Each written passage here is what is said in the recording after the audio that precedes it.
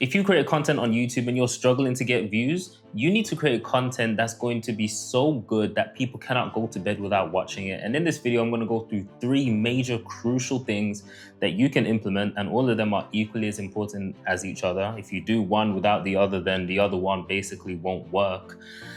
If you use all three, you'll be able to create content so good that people cannot go to sleep without watching your videos first. And I ain't trying to waste you guys' time, so let's go into the first point. And when we talk about content, a lot of people always seem to think that it's always about the video itself, but content as a whole contains the packaging. And the first thing you need to focus on is the packaging of the video.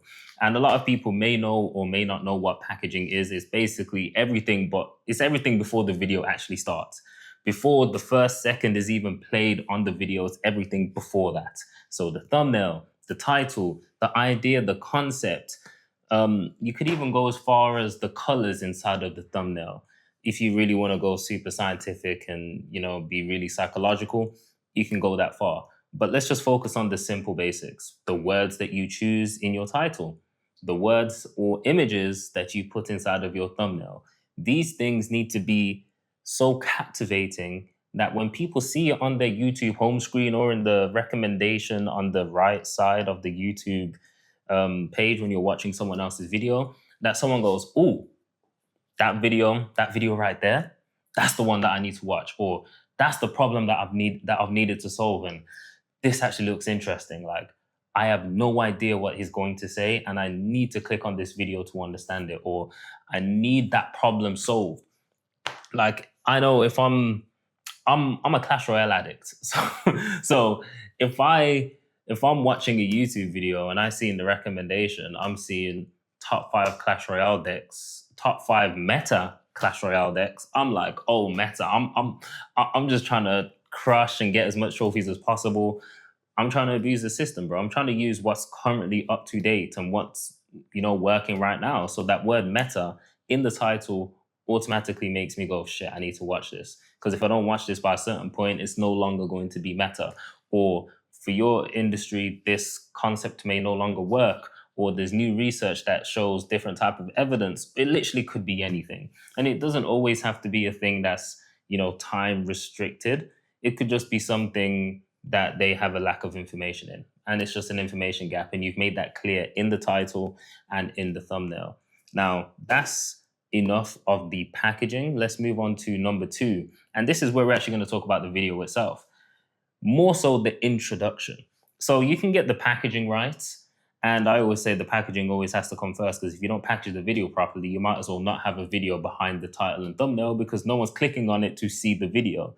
But if you have a bad introduction, no one is going to get past the first 30 seconds if the introduction's bad to watch the rest of the video. So you might as well just have a black screen, which is why there's some rules that you can use, like the 80-20 rule, where when you're coming up with the video itself and the concept and everything around it, you put 80% of your effort in the things that actually matter. In this case, as I told you, it's the packaging, but also the introduction. So if you have an editor, you're editing the videos yourself, you put 80% of your effort into the introduction of the video, because that's going to matter the most. There's no point putting crazy effects midway through or even at the end of the video and you leave the first 30 seconds naked.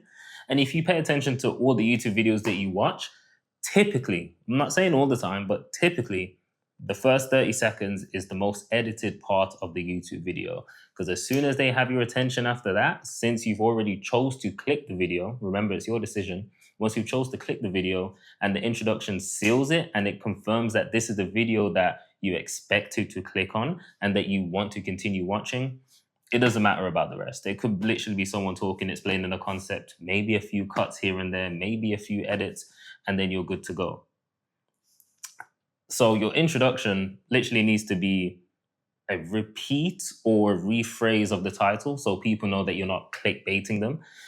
I know clickbait is such a it's taboo. Like back in the day, YouTube, people used to clickbait the hell out of things, and then the video didn't match, and then you get negative comments. But you want to exaggerate the words in your title to emphasize the point of your video.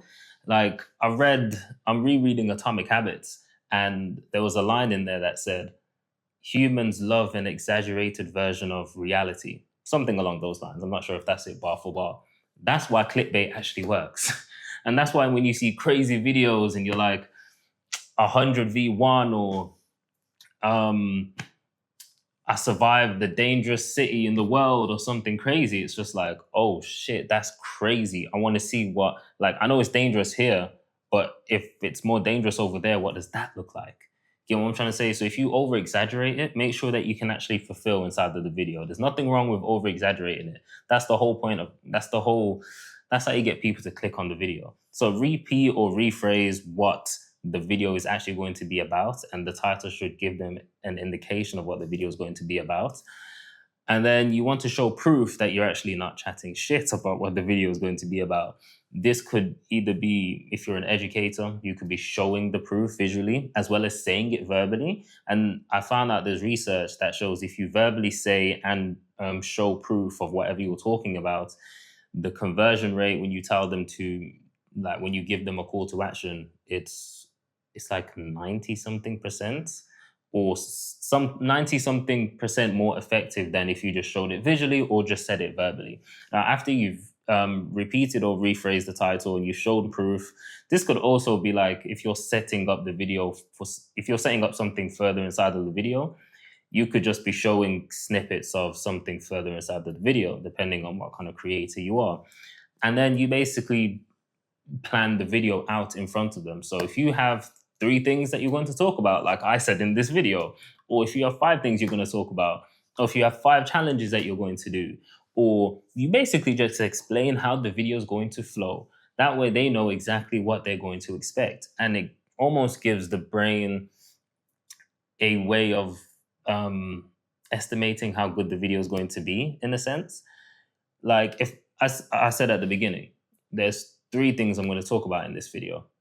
You already know that there's 3 points you need to listen out for. I'm not just going to ramble on and ramble, and you don't know which points are actually necessary and how many points there are going to be. If I never told you how many points they're going to be, you're probably thinking, damn, this video could, like, I don't know how many points I need to listen to. Like, is there 10 points? I'm not trying to be here for too long and stuff like that.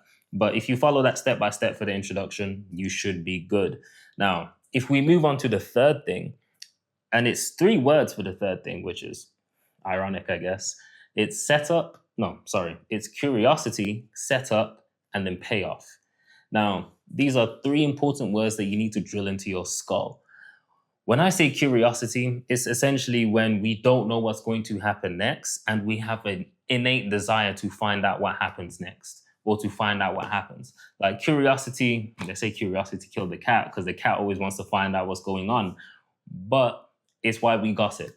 Like, it's why we talk about other people and be like, oh, I wonder what's going to happen. It's the reason we watch TV shows or movies, because we're like, what is going to happen, right? Your videos need to do the same thing. Your titles, your introduction need to invoke curiosity. And a big mistake I see people make all the time is they always go out there and they're like, they're telling either in the title or the thumbnail, or they're telling in the introduction exactly what the video is going to be about and exactly what's going to be said. For example, if you're talking about the top 10 books that you've read in your life and you've read 1,000 books, pretty good title, pretty good video concept. But if you put in your thumbnail what those 10 books are, I'm not sure if I need to watch the video. If you put in the introduction what the 10 books are, I'm not sure I need to watch the video. The curiosity is gone. Like if I've read that, heard of that. Like people are just going to instantly assume that I've heard of it or I've read it. I don't need to watch this video. This guy ain't going to tell me nothing new. He's just going to tell me why he likes the book and that's it. So there's no point. There's no curiosity. You just invoke curiosity in everything that you do, and don't give away absolutely everything in the introduction or the title or the thumbnail. The second point, or the second word, is the setup. And it kind of goes into when you plan the video. It's you setting up the video. It's you telling the viewer what to expect from the video. And then essentially the third one goes into payoff. You deliver what you said you're going to do. If you said you're going to solve their problem of running ads and you're making an ad video or meta ad tutorial or whatever, make sure the video actually solves that. The last thing you want to do is, and I hate it because TikTok it was known for this. Like a lot of people split TikTok videos into part one and part two. And it's just so unnecessary when they could fit it into all into one. If you did that with YouTube, oh, I promise you, you're gonna get a lot of dislikes. Or if you miss out critical information on purpose, you're going to get a lot of dislikes and potential hate or negative comments when you should just truly give everything away, to be honest. Like, if you're looking for a YouTube secret, just give your best stuff away for free. There's no way you're going to sit in front of a camera 10, 15, 30 minutes making a long form video, not giving away good, valuable information that people can act on, that they can implement into their life, into their business, into their health, into their wealth, into anything. And if you do that, eventually you're going to get caught out. Like, people are going to realize they're not getting enough value from you. And I guess some people may like it because it's almost like information porn. Like, it sounds good, it's stimulating the brain, it makes you feel like you're doing something. And that's also another thing that I read.